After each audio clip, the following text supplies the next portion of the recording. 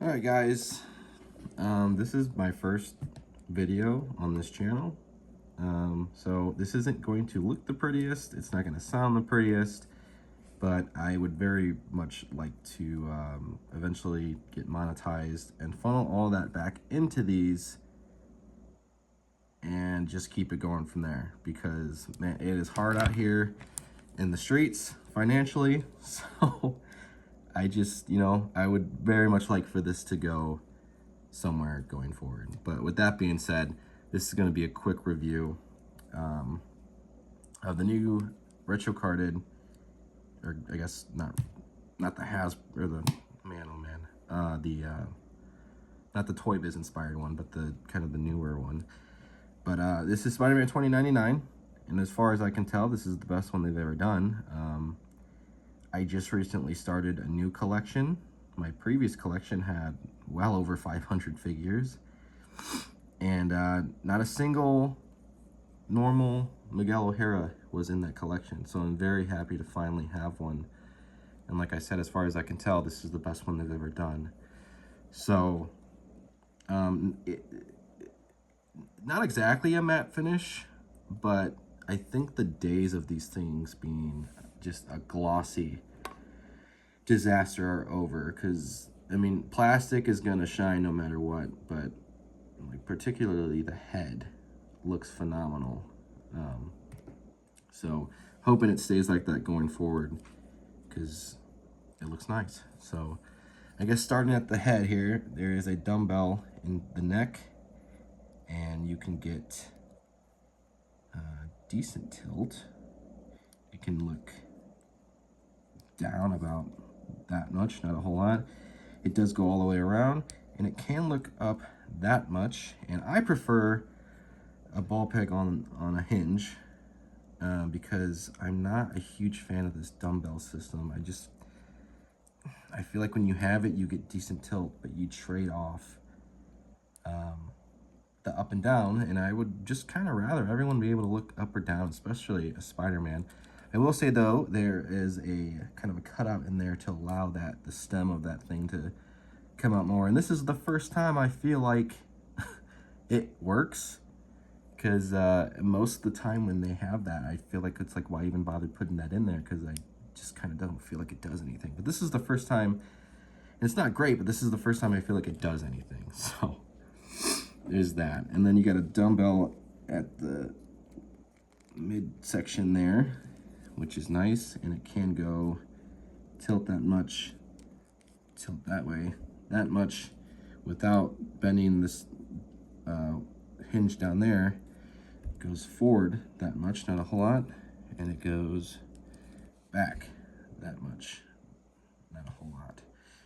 And then then you got this hinge right here, which bending everything down about right there, which is nice. And then this way about right there, which is nice. So here's that. I prefer this articulation scheme on most things. You do have butterfly joints, excuse me, and I think everything should have a butterfly joint, as long as it makes sense. Like, do I think Korg needs a butterfly joint?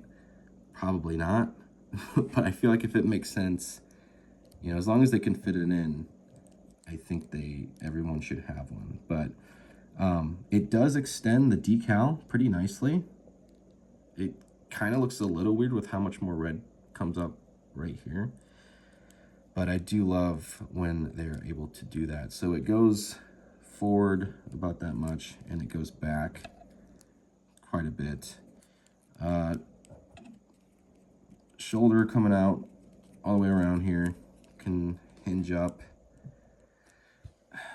Honestly, not even quite 90, which is unfortunate, because 90 is obviously awesome. Anything past 90 going up here is even better. So that's kind of whatever. You do got an upper bicep swivel, double jointed pinless arms here. Sorry, I'm filming at the rig I have all this up is just atrocious, so the camera is at this weird angle. But I can only go to there because the bicep kind of gets in the way, but whatever. And then you got the Batman spikes there, and then I got the claw hands on right now. Going forward, if I keep doing this, I'll make sure to do the packaging first. Also, my hands are filthy because that's paint, because that's going to be another part of this channel, is adding paint to these, so don't mind that. Claw hands, I don't know what came on the package. I immediately put these on, but they do swivel and they go up and down, so that's nice. And then you got, also, I guess let's go over the other hands. You got kind of the sprawled out wall climbing hands, which also go up and down. So those are nice. And then you got the fists, which do the same thing. I think these may have been on in the package. I don't think he came with thwippers, because I don't know, he thwips, right? I don't know. I didn't find any other hands. So. And then here, I guess we're in accessory zone now. Here's that cape. And this thing is crazy. It just plugs into the back. And I don't know if you'll ever see this on camera, but there's like this weird pearlescent effect on it. I can't tell if it's like a silver or a blue, but it really makes this thing not feel like just a cheap, clear type of plastic. It really does have a very ethereal effect on it. And I think it's awesome. I'll put that on in a second. I'm just kind of keeping it off for the articulation part. But back to the figure. It does have a upper thigh cut there. Leg can go out. Man, I love this figure, but man, not even 90. And then it can go back just a bit, and then it can go side to side. I think, yeah, it's going out more to the side than it is forward. And then there is drop down hips. And I recently just broke my Final Swing Spider-Man drop down hips, and it's a common problem with that. And the day that broke, I got this figure, which is out here for comparison's sake. Apparently people are having the same issue with these drop down hips. So I was like, great. And then this guy has drop down hips. I see other reviewers praise drop down hips, but I don't think they feel good. And honestly, I don't think they add much to the articulation. You know, I could, teach their own, but I feel like if they're prone to snapping, and it's a nasty break, there's not much you can do to fix it if it breaks. I've seen people like take screws and Frankenstein it up, but if that breaks, you're pretty much donezo. So I'd rather just not. You know what I mean? There's other there's other parts on here. If it breaks, you kind of got options to fix it. But like I said, if that breaks off, you're pretty much donezo. So I would rather not have it. And then you got double jointed pinless knees that go up to there, which, back of the leg kind of gets in the way. And then you do have a boot cut there. And then you got a forward facing pin for a rocker. Can go back pretty much all that you could want. And it goes forward pretty much as you would want. And then I'm pretty on and off about toe joints. I think if they're done well, it's awesome. And as long as they're tight, basically. I've had figures where they're just loose and they might as well, it might as well not exist because there's nothing stopping the figure from going forward. So sometimes I would rather it just not be there. But as long as they're tight, it's fine. So they do go down that much and they go up that much. And that little bit of articulation is pretty, it does add a lot to certain poses, which is nice. So, yeah, like I said, this is my first review, so it's not going to be the prettiest. I might show the review station setup after this because it's atrocious, but that's pretty much the figure there. The paint apps are all super clean. I don't see anything super, off course there. It's all pretty well done. It's all painted, or it's all, casted in this blue. There's not a whole lot of paint on the figure, but the red is all painted, obviously. I don't know about these spikes. These kind of feel like separate pieces that might be cast in red, but the rest is painted. And the eye plate here is a separate, no, it's not a separate piece, but it is sculpted. There's a sculpted line there, so you can kind of feel it. But that is painted. And yeah, that's oh, and here's the cape that just kind of plugs in. Looks pretty cool. You can do this, you can do that. That's all it's gonna do. But I will say, if you go side to side, it does kind of want to come out. So if you do go to a side, just make sure you kind of plug it back in there. But it definitely wants to just kind of stay in that position. So yeah, that's that. And then, like I said, this guy's here just for comparison, simply because it's a very similar articulation scheme. Different parts, because there's a lot of, all this detail on this guy is sculpted, so very specific to this figure. But like I said, very similar schematics in terms of articulation. I thought maybe something like the crotch piece would be the same, and maybe even the thighs, but the thighs are different, and it's kind of hard to tell with the paint apps on Battle Damaged here, but I feel like I'm seeing extra folds right here as opposed to over here, but it's hard to tell. I don't know, crotch piece might be the same, but it doesn't matter because most of the figure is different anyway. But yeah, that is that's Spider-Man 2099. I know in the comics it was pretty hit or miss. If, you know, I think Spider-Man's fun no matter what, and obviously Miguel O'Hara is a fan favorite. 2099 comics were, like I said, hit or miss. I loved Punisher 2099. Not that I read a lot of comics, but the stuff that I did read, I always loved Punisher. I read a couple Doom 2099 comics, and man, did that get weird. It was such a weird comic to keep up with, but I enjoyed it, and I always loved the designs. I always loved the 2099 versions of these characters.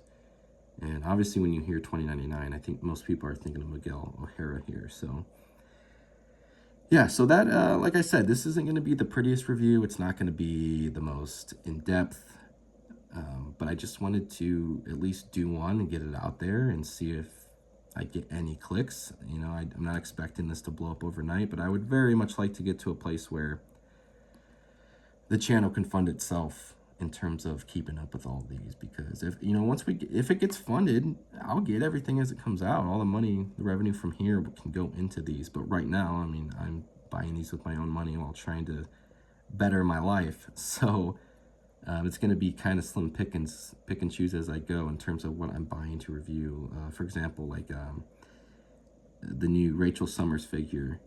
Would I love to have that? Sure. But I have no connection to the character, and I don't think it's a particularly interesting figure. So that's going to be one that I skip on.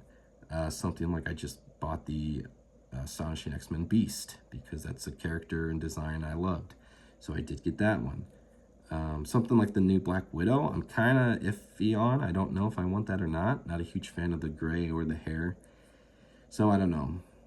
If I see the Silver Surfer, though, I'm definitely getting that, because that will kind of just be the definitive Silver Surfer. But anyway, that's my review. I'm thinking about doing a kind of about the channel, because there's a whole lot of exposition and lore and future plans I would like to go over for the channel, especially in terms of like the customization part of what I do here. This guy is not going to get any sort of customization from me.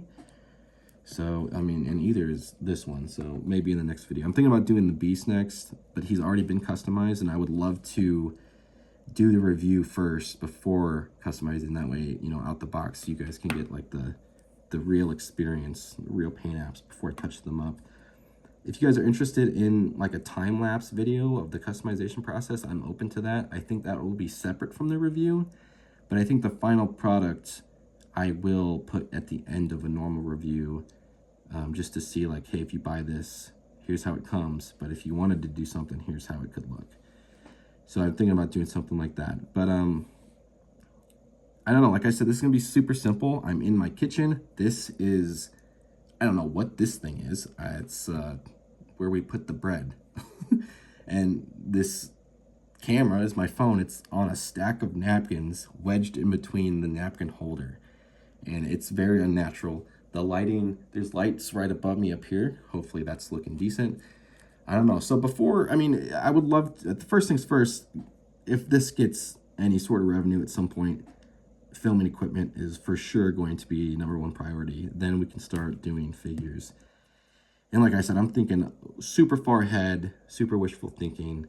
I'm not expecting to be the next Shartimus Prime or anything.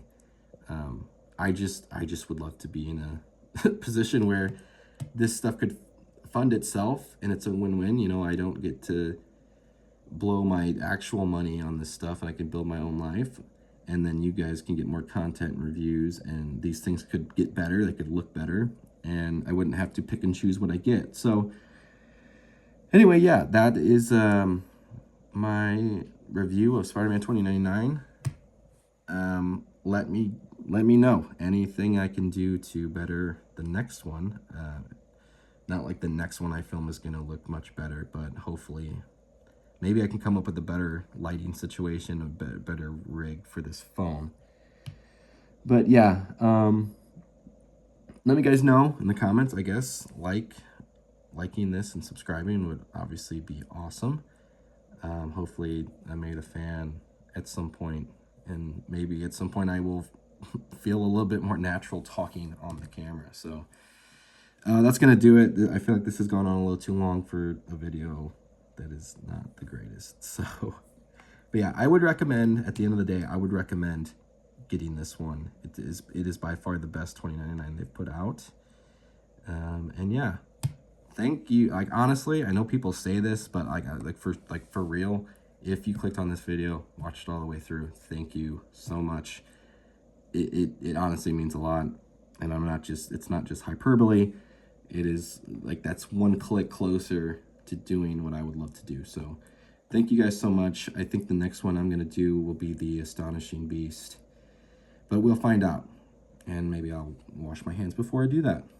Peace.